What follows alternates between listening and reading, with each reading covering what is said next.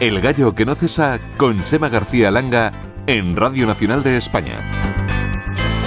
Hola, ¿qué tal? ¿Cómo están? Muy buenos días a todos y bienvenidos a El Gallo que no cesa aquí en Radio Nacional de España. A por el martes, gallos y gallinas, todo nuestro ánimo y la mejor de las sonrisas para esos queridos oyentes que se levantan con nosotros. Sí, señor.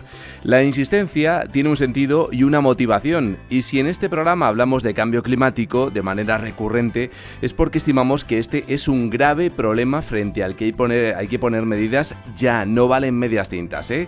Tan transversal es la cuestión que repercute incluso en el deporte.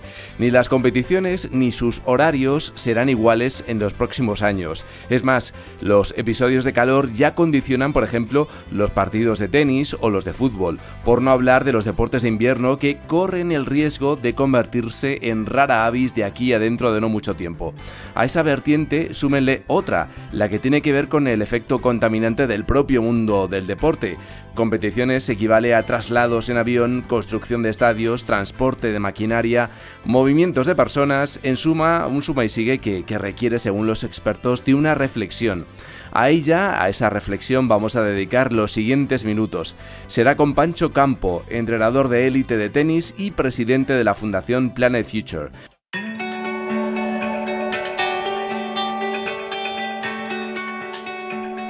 Ante una realidad tozuda, mentes más tercas si cabe. Seguro que todavía conocen a personas que no se terminan de creer el cambio climático. A ellos les da igual la recurrencia de las olas de calor, la expansión del clima árido o los fenómenos extremos. Siempre se intentarán asir a un precedente meteorológico que les reafirme en su postura. No sería de extrañar, por tanto, que estas personas escuchasen con displicencia lo que viene a partir de ahora. Pero apuesto a que la mayoría de ustedes sí que lo acogerán de buen grado, en tanto que oyentes responsables que son. Tiene que ver con el deporte y con las limitaciones sobrevenidas por el cambio climático. Les proponemos conocer en profundidad los modos en los que el calentamiento global está condicionando la celebración de torneos y competiciones. Para ello hemos invitado a Pancho Campos, entrenador de élite de tenis y presidente de la Fundación Planet Future. Hola Pancho, ¿qué tal? Muy buenos días. Buenos días. Bienvenido al Gallo que no cesa. Claro que sí. Muchas gracias. Oye, Pancho, ¿desde cuándo te viene a ti la inquietud por el cambio climático y su influencia en el deporte? A ver, cuéntame.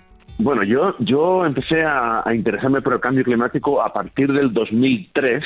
Ya había escuchado algo, pero el 2003 fue un año muy cálido. El verano del 2003 una ola de calor tremenda. Y ese invierno yo intenté ir a esquiar y empezaba a ver que la calidad de la nieve cambiaba, o había mucha nieve o no había suficiente. Había gente que decía que por las olas de calor se estaba derritiendo la nieve antes de tiempo, y alguien mencionó la palabra calentamiento global, que era el nombre que se le daba en esa época, ¿no? Y eso automáticamente fue como me encendió un bombillo, y ahí a partir de ahí empecé a estudiar, a leer, a investigar, a intentar conocer gente que estuviera interesándose por este fenómeno, no solamente el deporte, ¿no? En diferentes ámbitos. Y ahí empieza todo, y desde entonces pues he tenido la oportunidad de trabajar con grandes científicos, grandes líderes como el presidente Obama o el vicepresidente Al Gore, y llevamos ya con esta cruzada pues casi 20 años. Ya. Me gustaría saber y que nos explicases, Pancho, qué es la Fundación Planet Future y de qué modo haces divulgación en torno a este asunto del calentamiento global. Sí, mira, la Fundación Planet Future es una fundación que dimos de alta en Estados Unidos, en el estado de la Florida. Es una fundación que se dedica básicamente a tres cosas. Primero, organizamos expediciones o viajes a diferentes partes del planeta a estudiar cuáles son los impactos del cambio climático, pero también a intentar aprender qué están haciendo diferentes países para mitigarlo y adaptarse. Uh-huh. Y durante esos viajes también grabamos los documentales Planeta Futuro. Entonces, con esa información, ahí viene el segundo objetivo, con esa información y con esas grabaciones en vídeo, luego impartimos conferencias en colegios, en universidades, en asociaciones de empresarios, en ONG, uh-huh, para crear conciencia de que no es un tema que hay que tomarse a la ligera, que estamos todos conectados alrededor del planeta. Lo que pasa en Groenlandia nos va a afectar aquí en Marbella, donde estoy, o en Sudamérica. Y por último, el tercer objetivo es, una vez al año organizamos una gran conferencia de sostenibilidad, cambio climático, medio ambiente. Y ya llevamos este es nuestro segundo año, hemos hecho 10 expediciones.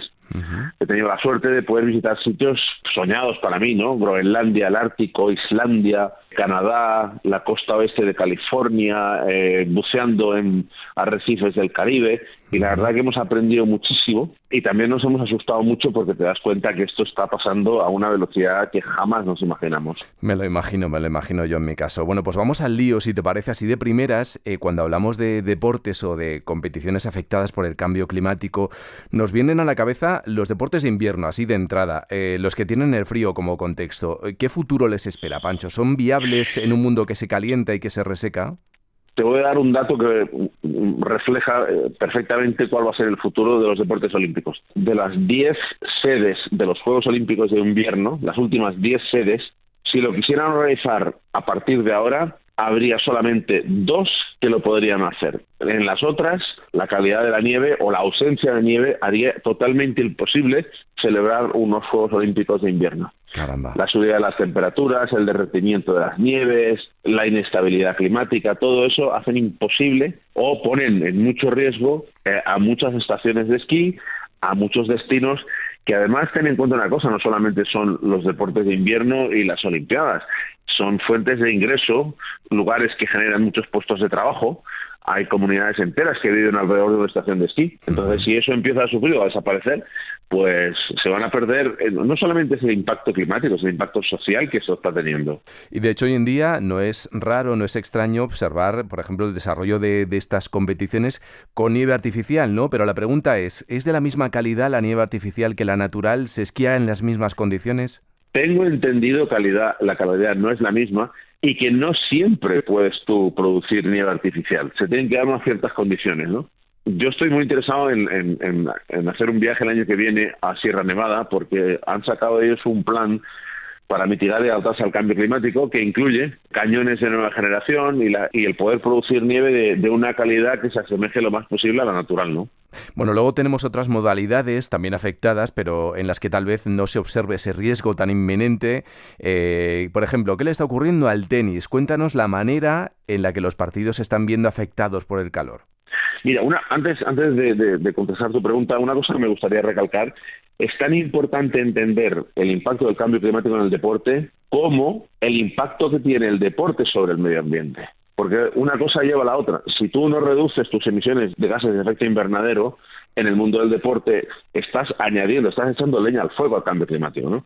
En el caso del tenis, el Abierto de Australia, por ejemplo, ha sido el primer torneo del planeta que ha categorizado los niveles de calor, entonces del 1 al 5. Entonces, cuando se declara que es nivel 5, queda prohibido jugar al aire libre, se tiene que esperar a que se cierren los techos de los estadios y solamente se puede seguir jugando cuando se enciende el aire acondicionado. Pero esto es echarle leña al fuego, porque los aires acondicionados funcionan con electricidad. Claro. Y la electricidad, pues, hoy en día, por mucho que nos pese, se sigue generando con combustibles fósiles. Sin duda. Ahora después entraremos en esa materia, en lo que tiene que ver con la contaminación por parte del deporte, la generación de contaminación. Vamos, si te parece, ahora con el golf. ¿Qué podemos contar a ese respecto? Por ejemplo, ¿son viables los campos de golf en lugares afectados por las sequías? El golf se enfrenta a dos fenómenos. Por un lado está la sequía, porque los campos de golf hay que irrigarlos y requieren mucha agua.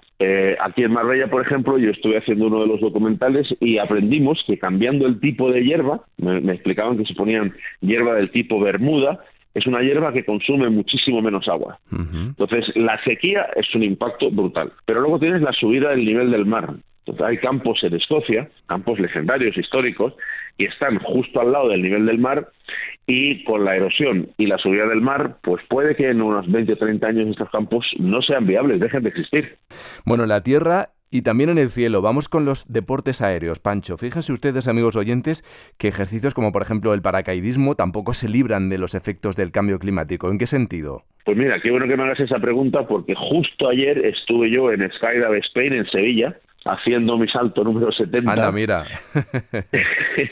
Y estábamos hablando con el director de la zona al respecto y ayer lo viví en carne propia.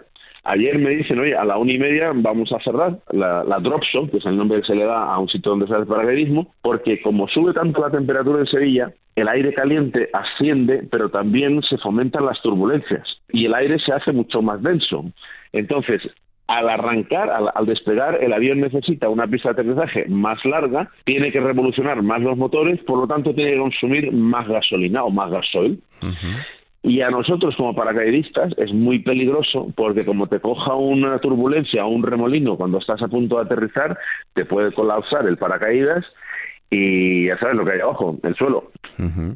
Oye, Pancho, estaba yo pensando en el ciclismo. ¿Se podrá desarrollar con normalidad, por ejemplo, el Tour de Francia o la Vuelta a España? Mira, yo creo que va a ser complicado si se hacen sobre todo en días de mucho calor. Va a haber que tomar medidas, va a haber que adaptarse básicamente. Cambiarán los horarios probablemente, harán como en el paracaidismo, que se tendrá que correr a primera hora de la mañana o a última hora del día. Si te acuerdas de los Juegos Olímpicos de Japón, pues se tuvieron que cambiar las maratones y todas las carreras de fondo. No se pudieron hacer en Tokio, se tuvieron que cambiar al norte del país porque las temperaturas eran tan extremas que ponía en riesgo la salud de los corredores. Pues en ciclismo yo creo que va a pasar 3/4 de lo mismo. Claro, ciclismo y fútbol, ¿no? Que me imagino que se tendrán que cambiar los horarios. Cualquier deporte que se juegue al aire libre en países donde hace mucho calor, donde hay mucha sequía o mucha humedad, que tampoco ayuda, yo creo que van a tener que adaptarse y la peor adaptación es decir, bueno, pues hacemos un estadio con aire acondicionado, porque claro, los aires acondicionados consumen muchísima energía y eso es lo que estamos intentando convencer al sector del deporte, que sea más consciente de que tiene que hacer algo por reducir las emisiones de carbono. Por eso que mi próximo gran evento, el de 2024, es un evento que se llama Sports for the Planet, es intentar concienciar sobre todo a los famosos, a las celebridades del deporte, que ellos tienen el poder de llegar a muchísima gente y convencerlos de que este fenómeno ya está absolutamente probado, científicamente probado. O sea, a mí un tío me dice que no cree, poco caso le hago, porque es que no está bien informado, ¿no? Ya. Entonces el deporte tiene que tomar conciencia y tiene que tener una responsabilidad, porque es de los sectores que ha tardado mucho más en reaccionar y hay algunos deportes que no han reaccionado para nada. O sea que hasta ahora, digámoslo así, muchos no han tomado conciencia del problema. La verdad es que no. A mí me gustaría ver que hay más iniciativas, que hay más deportistas famosos intentando convencer a la gente joven de ser, ya no te digo ni siquiera el cambio climático, pero de ser más respetuosos con el medio ambiente. O sea que de todo esto se puede colegir y ya terminamos, Pancho, que no debemos fiarnos demasiado de esos mensajes que apuntan a que determinadas modalidades deportivas o, por ejemplo, competiciones son más o menos respetuosas con el medio ambiente. Al final uno escarba un poquito y descubre ese tipo de cosas, ¿no? Bueno, eso se llama greenwashing, ¿no? Greenwashing. Greenwashing, o marketing verde también, cuando a ti te intentan convencer de que alguien está haciendo las cosas pensando en el medio ambiente y luego escarbas un poco y ves que eso no tiene mucho fondo. De hecho, por ejemplo, la Fórmula 1 ha sacado un plan que según ellos para el 2030 la Fórmula 1 va a ser carbono neutral. Esto es totalmente imposible, primero porque quedan menos de 7 años. Y no depende enteramente de ellos, porque ellos al transportar los coches tienen que hacerlo o en camiones o en barcos o en aviones, que no tienen el control de las emisiones que van a emitir esos barcos, esos coches o esos camiones. Entonces creo que tendrían que ser un poquito más, los estudios tendrían que ser un poquito más serios, ¿no? Pancho Campo, entrenador de élite, de tenis y presidente de la Fundación Planet Future. Pancho, ha sido un placer, muchísimas gracias y que tengas un muy buen día. Gracias a vosotros, un saludo.